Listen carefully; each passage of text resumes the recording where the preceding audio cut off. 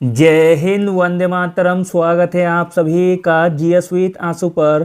आज की यह वन शॉट की वीडियो बिहार दरोगा पर भारी पड़ने वाली वीडियो है। हम 10 मिनट के अंदर ऐसे 25 प्रश्न को देखेंगे जो आपको दरोगा बनाने में काफ़ी हेल्प करेगा।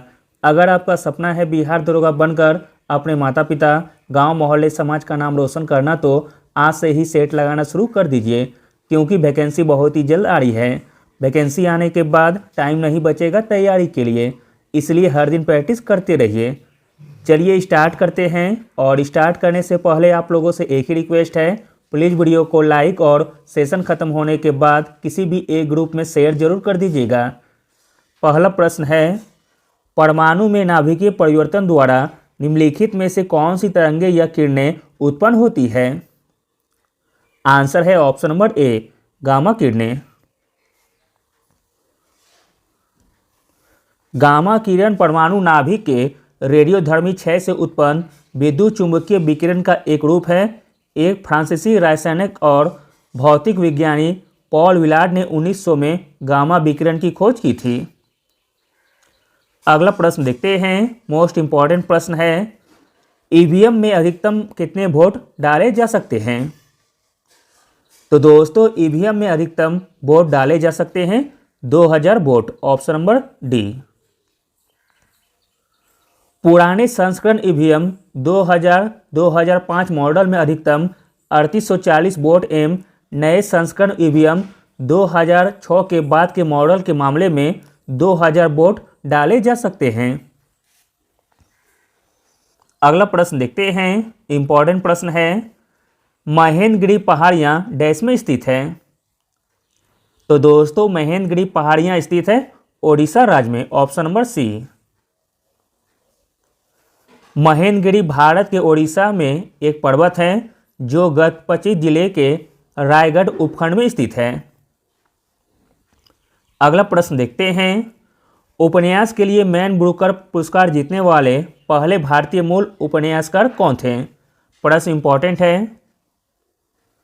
तो दोस्तों, मैन बुकर पुरस्कार जीतने वाले पहले भारतीय मूल उपन्यासकार थे VS Naipaul, option number D.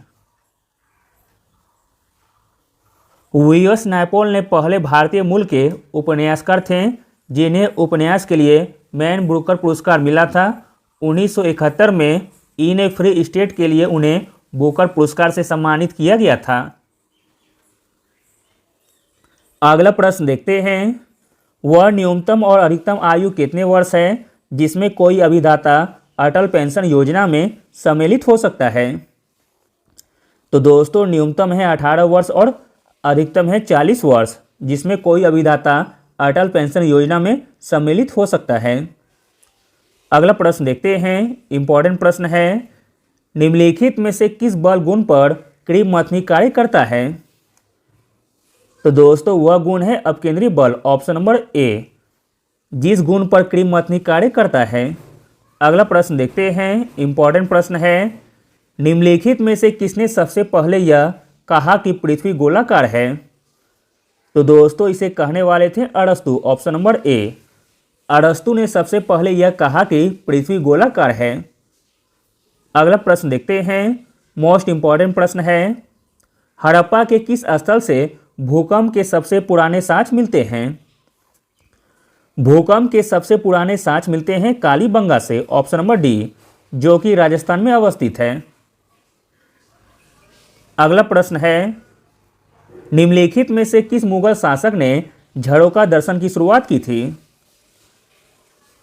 झरोका दर्शन की शुरुआत की थी अकबर ने, ऑप्शन नंबर बी। अगला प्रश्न देखते हैं, 1925 में उत्तर प्रदेश के काकोरी ट्रेन कांड से कौन सा क्रांतिकारी संगठन जुड़ा था? आंसर है option number B, Hindustan republican association, option number B.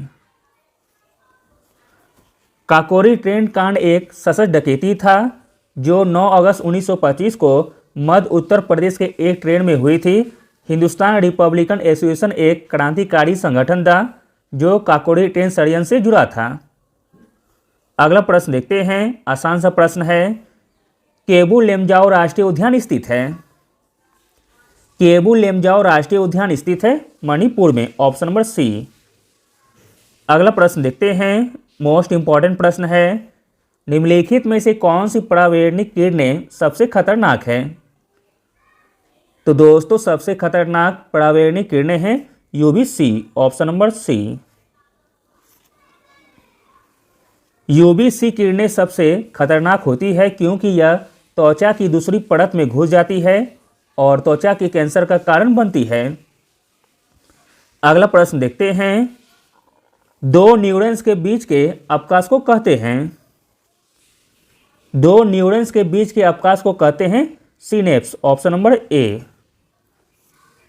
अगला प्रश्न देखते हैं, मोस्ट इंपॉर्टेंट प्रश्न है, भारतीय नियोजन में किस अवधि को योजना अवकाश कहा जाता है? तो दोस्तों योजना अवकाश कहा जाता है वह अवधि है 1966 से लेकर 1969 की अवधि को। 1966 और 1969 के बीच 3 वार्षिक योजनाएं थीं। इस अवधि को योजना अवकाश भी कहा जाता है। अगला प्रश्न देखते हैं, इंपॉर्टेंट प्रश्न है, गांधीवादी आदर्शों से प्रेरित 16वें पंचवर्षीय योजना का मसौदा किसके द्वारा तैयार किया गया था? गांधीवादी आदर्शों से प्रेरित 16वें पंचवर्षीय योजना का मसौदा तैयार किया गया था जयप्रकाश नारायण के द्वारा, option number B. Jayaprakash Narayan ने 1950 में 16वें योजना तैयार की थी। यह योजना विनोबा भावे के 16वें विचार और गांधीवादी योजना से प्रेरित थी। अगला प्रश्न देखते हैं, इंपॉर्टेंट प्रश्न है, रिजर्व बैंक के द्वारा रुपए को चालू खाते में पूर्ण परिवर्तनीय कब घोषित किया गया था? आंसर है ऑप्शन नंबर ए, 19 अगस्त 1994 को। अगला प्रश्न देखते हैं, संविधान द्वारा भारत में किस निकाय को योग्यता प्रणाली के प्रहरी के रूप में माना गया है? तो दोस्तों वह निकाय है संघ लोक सेवा आयोग, ऑप्शन नंबर बी, जिसे कि योग्यता प्रणाली के प्रहरी के रूप में माना गया है। अगला प्रश्न है, यूरोप का लंकाशायर क्षेत्र निम्नलिखित में से किस उद्योग के लिए जाना जाता है? तो दोस्तों यूरोप का लंकाशायर क्षेत्र जाना जाता है सूती वस्त्र के लिए और लंकाशायर यूके में स्थित है। अगला प्रश्न देखते हैं, मोस्ट इंपॉर्टेंट प्रश्न है, बेली आर्कटिक द्वीप समूह कहाँ स्थित है? तो दोस्तों बेली आर्कटिक द्वीप समूह अवस्थित है भूमध्य सागर में, ऑप्शन नंबर ए। बेली आर्कटिक द्वीप स्पेन का एक प्रांत है जो भूमध्य सागर के पश्चिमी भाग में स्थित है और इसकी राजधानी पाल्मा डी मायोर्का है। अगला प्रश्न देखते हैं, इंपॉर्टेंट प्रश्न है, भारत में सर्वाधिक रागी उत्पादक राज्य है? भारत में सर्वाधिक रागी उत्पादक राज्य है कर्नाटक, ऑप्शन नंबर सी। अगला प्रश्न देखते हैं, संविधान सभा की राज्य समिति के अध्यक्ष कौन थे? संविधान सभा की राज्य समिति के अध्यक्ष थे Jawaharlal Nehru, option number C. अगला प्रश्न देखते हैं, इंपॉर्टेंट प्रश्न है, प्राचीन स्मारक संरक्षण अधिनियम डैश वर्ष में अधिनियमित किया गया था? प्राचीन स्मारक संरक्षण अधिनियम अधिनियमित किया गया था वर्ष 1904 में लॉर्ड कर्जन के समय में।